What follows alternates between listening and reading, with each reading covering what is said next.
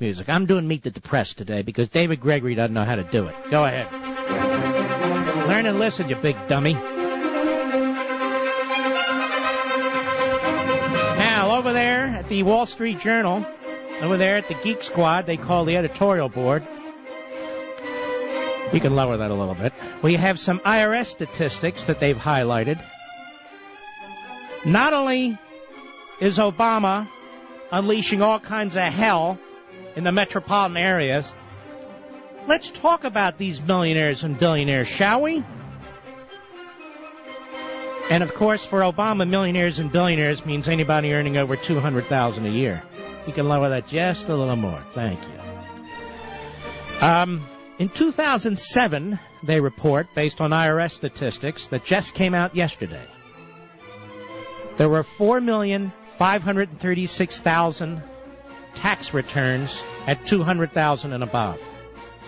2 years later, 3,924,000. That's a loss of 13,000. I want to congratulate George W. Bush, and I want to congratulate Barack Milhouse Obama. There are 13% less households, small businesses, that earn $200,000 and above from 2007 to 2000. Oh, I'm not done.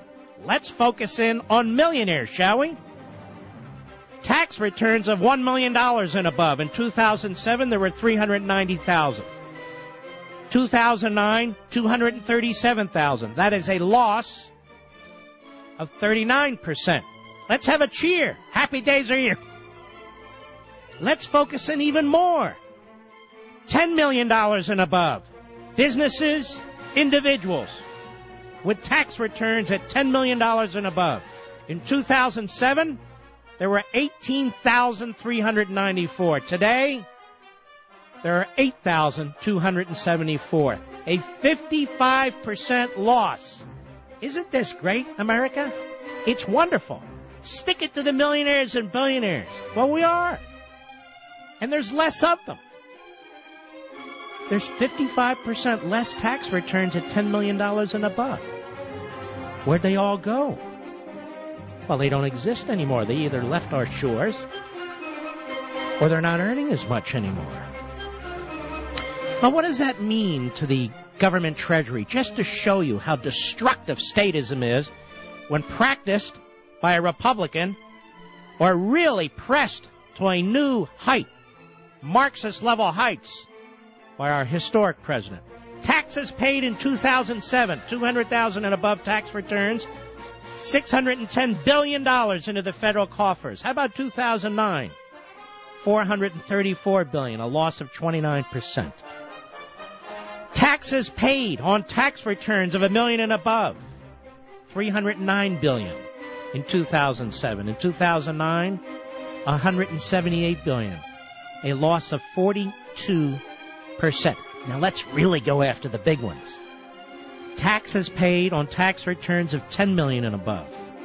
2007, it was $111 billion. 2009, $54 billion. Over 50% loss. But Obama knows how to fix. By the way, that's 2009. If we had 2010, I guarantee it's worse. But Obama knows how to fix it. Tax what's left of the millionaires and billionaires, jack up their taxes, and then what will happen?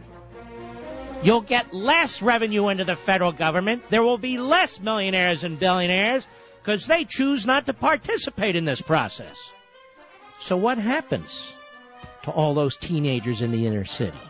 What happens to all those folks in the metropolitan areas who can't find jobs? It gets worse and worse and worse. That's right. That's what happens with statism.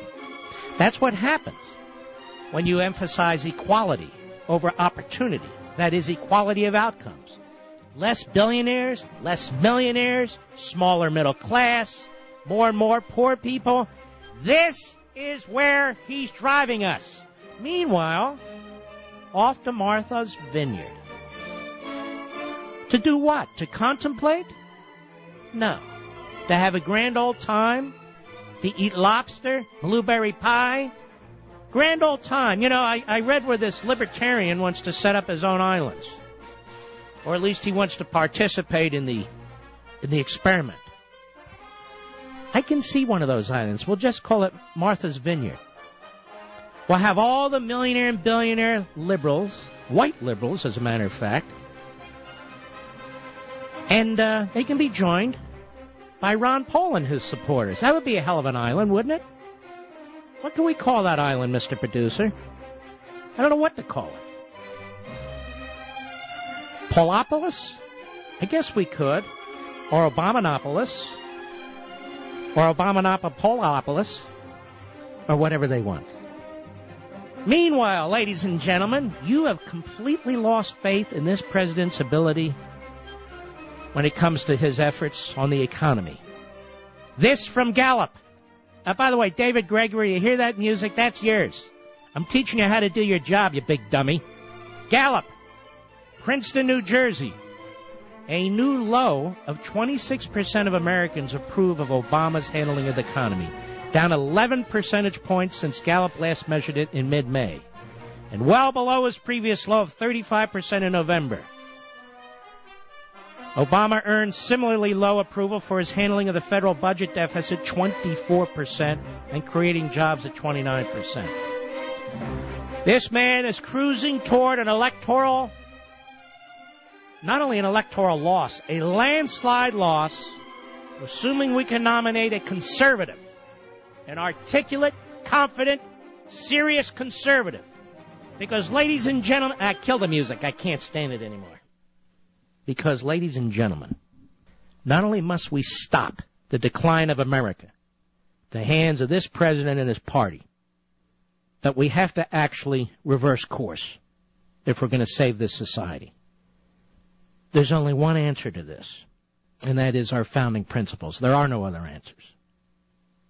There are no other answers. This is what amazes me about the idiocy of Obama and his administration. One way has been demonstrated to work, and another way has been demonstrated not to work, and he insists on the not to work, way that he's already imposed on us.